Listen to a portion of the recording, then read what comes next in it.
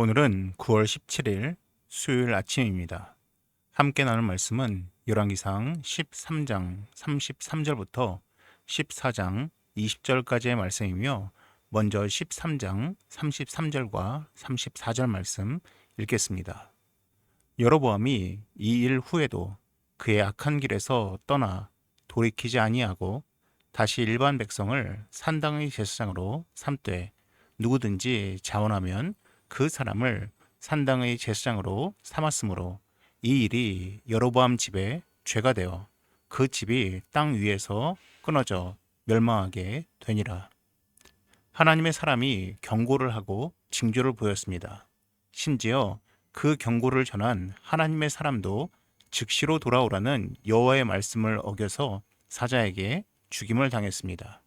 이러한 모든 일이 있은 후에도 여로보암은 회개하지 않았습니다. 결국 그의 죄가 멸망의 문을 열었습니다. 그때 여로보암의 가족에 불미스러운 일이 생깁니다. 13장 1절에서 3절입니다. 그때 여로보암의 아들 아비야가 병든지라. 여로보암이 자기 아내에게 이르되, 청하건대 일어나 변장하여 사람들이 그대가 여로보암의 아내임을 알지 못하게 하고 실로로 가서 거기 선지자 아히야가 있나니 그는 이전에 내가 이 백성의 왕이 될 것을 내게 말한 사람이니라. 그대의 손에 떡 10개와 과자와 꿀 1병을 가지고 그에게로 가라. 그가 그대에게 이 아이가 어떻게 될지를 알게 하리라. 여로보암은 자신의 아들 아비야가 병들자 자신의 아내를 아히야 선지자에게 보냅니다.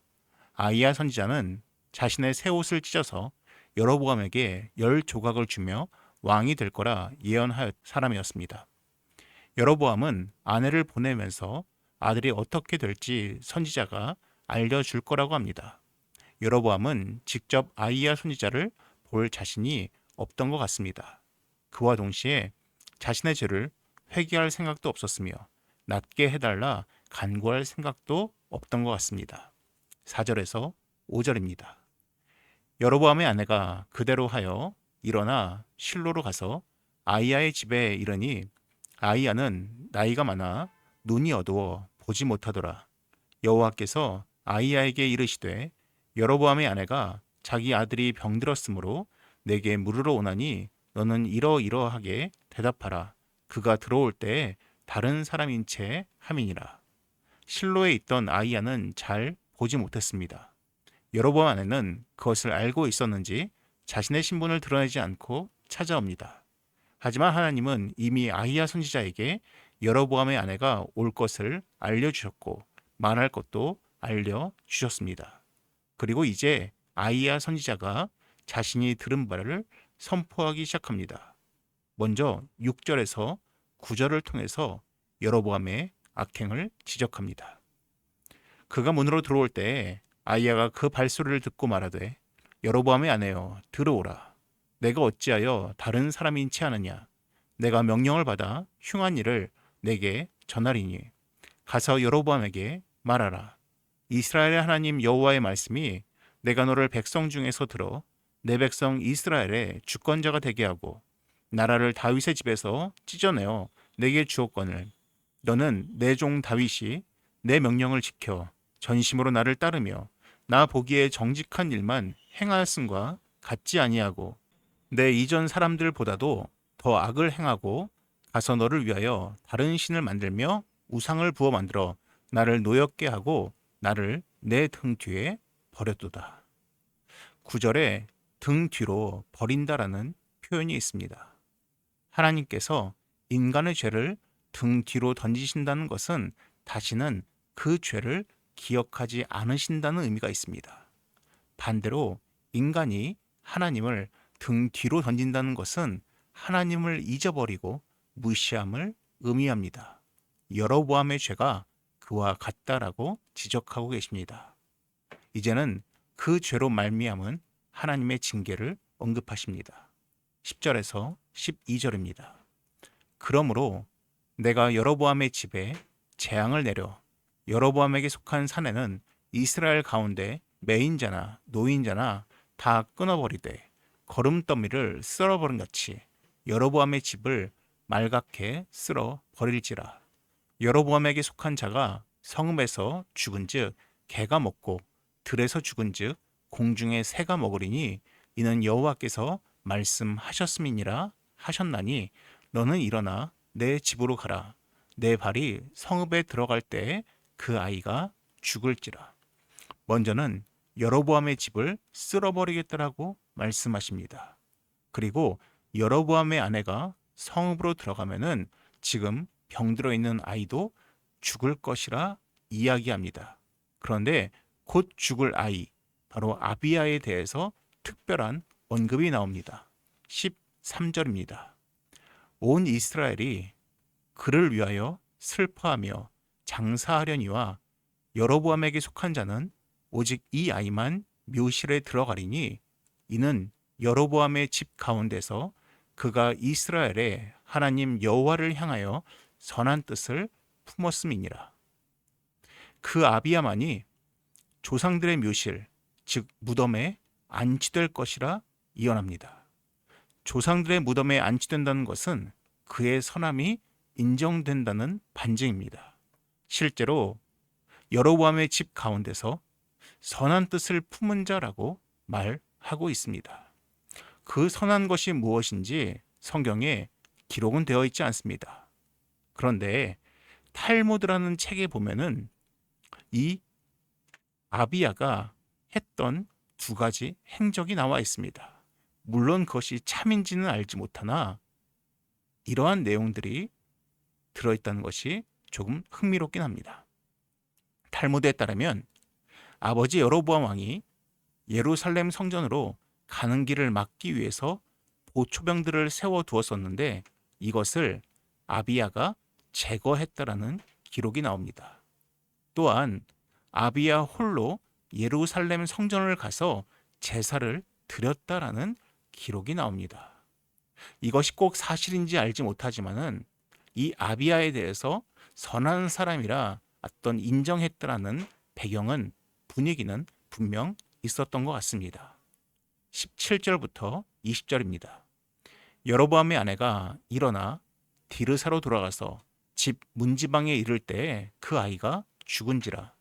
온 이스라엘이 그를 장사하고 그를 위하여 슬퍼하니 여호와께서 그의 종 선지자 아히야를 통하여 하신 말씀과 같이 되었더라. 여로보암의 그 남은 행적, 곧 그가 어떻게 싸웠는지와 어떻게 다스렸는지는 이스라엘 왕 역대 지략에 기록되니라.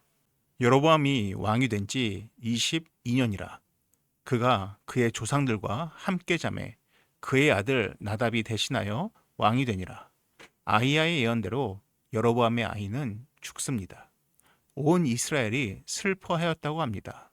여로보암 왕도 결국 죽고 그의 아들 나답이 왕위를 잇는 것으로 여로보암의 시대는 끝이 납니다. 인간에게 있어서 가장 두려운 순간이 있다면 죽음의 순간일 것입니다. 나의 죽음이 그러하고 가족의 죽음이 그러합니다. 그런데 우리 믿는 자에게는 죽음이 슬픔일지는 모르지만 절망이진 않습니다. 왜냐하면 천국에 대한 소망이 있기 때문입니다. 여로보암의 아들 아비야의 죽음은 분명 슬픈 일이지만 그는 선하게 살았다라고 하나님께 인정받았기에 그의 죽음 이후에는 소망이 있었습니다.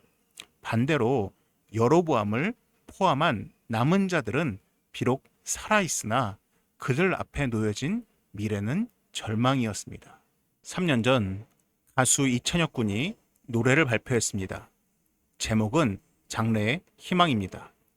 여기서 장래란 다가올 앞날을 의미하는 장래가 아니라 장사를 지내는 일, 즉 장례식을 의미하는 장례입니다. 그런데 장례식에 희망을 붙인 것입니다. 왜 제목이 이런지 의아했는데 가사 내용이 이러합니다. 모르는 사람이 계속 꾸는데 누군지 기억이 안 나 미안해.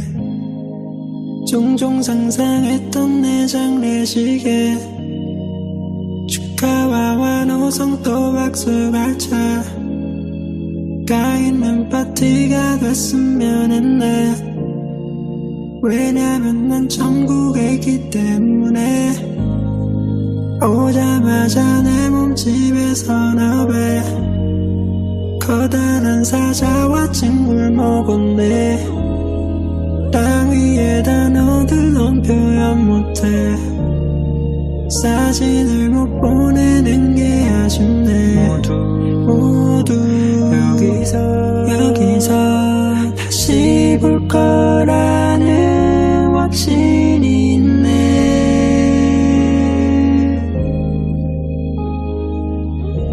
내 맘을 다 전해진 우리 믿는 사람에게는 장래는 절망이 아닙니다. 희망입니다. 소망입니다. 그러기 위해서는 이 아비야처럼 하나님 앞에서 선한 삶을 살기 위해 애쓰는 자들이 되어야 할 것 같습니다. 기도하겠습니다.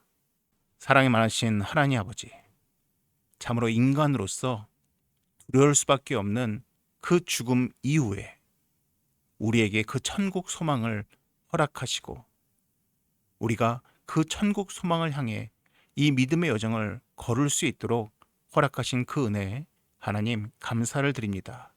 하나님 구하는 것은 그 천국의 소망을 두고 살아갈 수 있는 우리가 되게 하여 주시옵소서. 이 모든 말씀 예수님의 이름으로 기도드립니다. 아멘. 여러분 이어서 화면에 보이는 기도의 제목으로 함께 기도해 주시기 바랍니다.